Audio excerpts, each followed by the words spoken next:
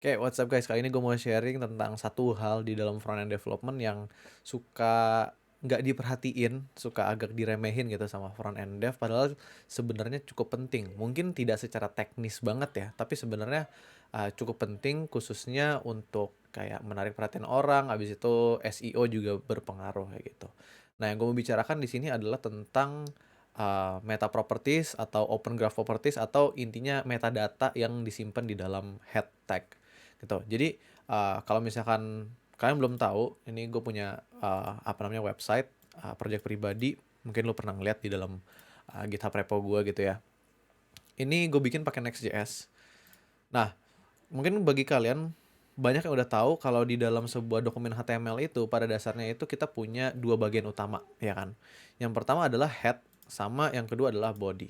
Nah, yang kita paling familiar adalah si body gitu. Dimana dalam body ini itu isinya adalah semua hal yang lo lihat di dalam sebuah web page gitu kan. Misalkan apa namanya UI ini, apa namanya si header, si heading, ada si paragraf, ada card kayak gini, ada Bang Dea sama Pak Dika di sini. Nah, ini semua adalah yang disimpan di dalam body. Di mana ada juga sebenarnya di dalam HTML dokumen yang menyimpan data-data yang nggak kelihatan sama user, yaitu di dalam head tag gitu. Ini kalau gue buka tagnya ini mungkin gue zoom dikit ya. Nah, ini sebenarnya nyimpen banyak data yang mungkin walaupun tidak dibaca sama user, tapi dibaca sama yang bukan manusia. Contohnya kayak bot-bot, web crawler, ataupun yang paling penting adalah crawler botnya si Google atau search engine yang biasanya mengindexing website yang kita miliki gitu.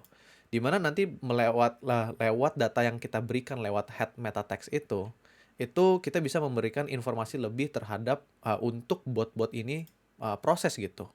Nah, kegunaannya itu di mana sih?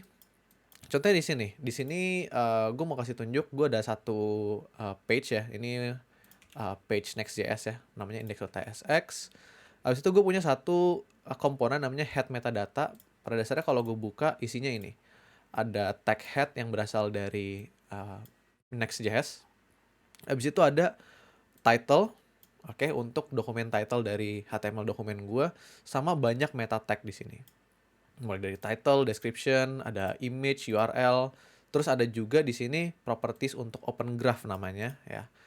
Open graph tipenya itu apa, yang apa namanya HTML dokumen yang gue share itu tipenya apa, image-nya dia kalau ditampilin itu apa, title, description, ada juga bahkan meta text khusus untuk Twitter. Nah, kegunaannya di mana sih? Kegunaannya itu mostly adalah ketika lu, yang menurut gue paling impactful ya, itu ketika lu share. Oke, contohnya di sini.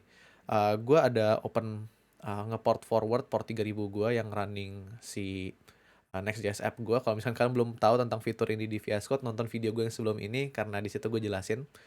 Ini gue udah bikin public. Nah, di sini gue akan copy linknya. Habis itu gue akan ke website ini, namanya opengraph.dev. Melalui website ini gue akan ngecek apakah website atau web page yang gue bikin itu udah memenuhi standarnya lah ya, bisa dikatakan ya, standar untuk meta text yang disediakan di dalam web page tersebut. Gue tinggal paste aja linknya, habis itu gue klik start. Tuh, ini nunggu bentaran doang harusnya. Oke, nah di sini sekarang si opengraph.dev ini gue penuhin dulu layarnya. Nah, di sini dia nunjukin berbagai macam social media. Ada Facebook, Twitter, ada LinkedIn, Pinterest, sama Discord. Dan dia nunjukin kira-kira ketika URL dari web page kita itu di embed, di apa namanya, dikirim gitu, misalkan sebagai message di Discord atau sebagai postingan di Twitter atau di Facebook, di LinkedIn, dan di Pinterest, itu kira-kira previewnya bentuknya seperti apa. Dan kalau kalian lihat di sini bentuknya image-nya simple, tapi setidaknya ada image-nya.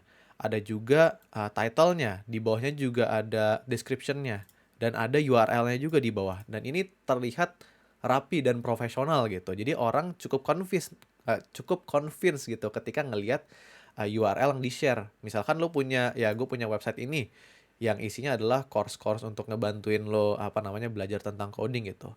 Nah, kalau orang nge-share gitu, nemu website gue terus dia nge-share lewat Discord misalkan, oh akan lebih tertarik gitu orang untuk ngeklik website gue kalau misalkan bentuknya tuh kayak gini. Dibandingkan kalau misalkan gue nggak taruh meta text ya, ini gue balik dulu, ini meta textnya gue komen, oke. Ini gue save, dia harusnya ya oke, udah compiling.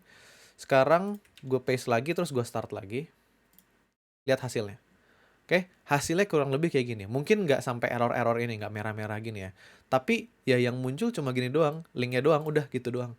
Image-nya nggak ada, title-nya nggak ada, description-nya nggak ada. Dan ini sebenarnya secara teknis nggak salah juga, karena ujung-ujungnya website lu tetap akan bisa dibuka. Nih, ini gue buka tetap akan muncul gitu. Kayak ini masalah apa namanya, karena local development aja.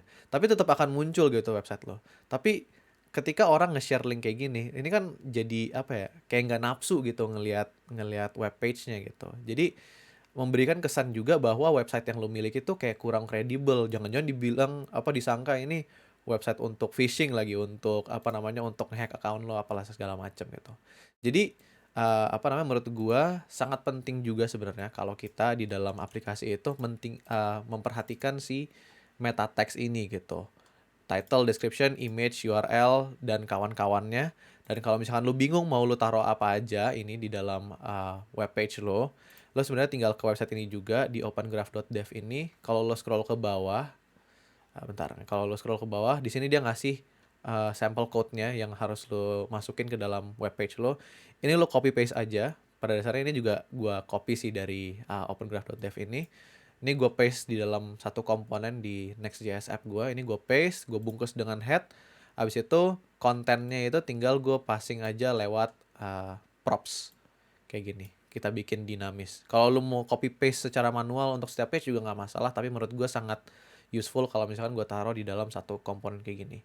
Nah, kalau kalian mau tiru bentuk komponennya kayak gini, silahkan banget. Ini ada di repository gue. Mungkin nanti akan gue share di description, tinggal lo copy paste aja bentuk apa namanya, bentuk komponennya, silahkan.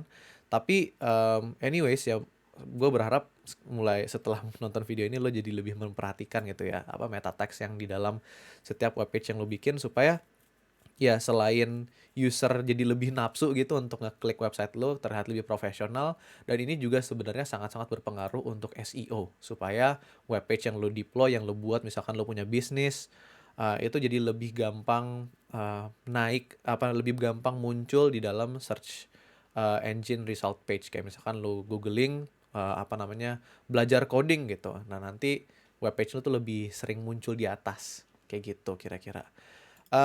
Palingan itu aja sih sebenarnya yang gue mau share untuk video kali ini. Sangat simple dan apa namanya, sangat apa namanya, walaupun simple suka dilewatin gitu, nggak terlalu diperhatikan karena ini bukan hal yang teknikal banget. Padahal ini sangat-sangat penting kayak gitu. Semoga ini useful untuk kalian. Jangan lupa ya like and subscribe kalau misalkan memang ini berguna untuk kalian. And as always, thank you so much. I will see you guys in the next video. Bye bye.